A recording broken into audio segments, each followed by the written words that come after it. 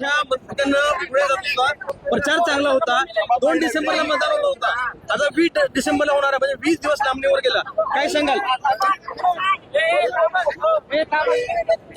हे 40 वर्षाच्या काळामध्ये ह्या पहिली बार असं हे म्हणजे आज शासनाने एवढी मोठी चूक केलेली आहे. जे आता यंत्रणा म्हणजे उद्या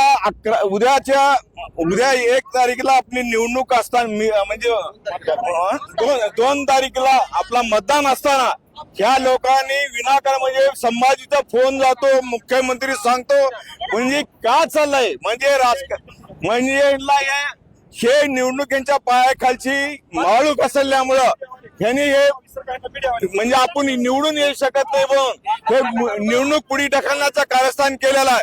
हे जनता ह्याला दाखवून देईल.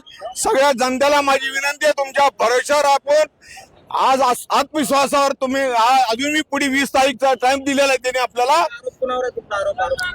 आज मुख्यमंत्री या शासनावर आमची आरोप आहे की चूक आहे तुमची. ह्या 50 वर्षामध्ये असं कधीच घडलं नाही, तुमच्या काळामध्ये घडलेलं आहे.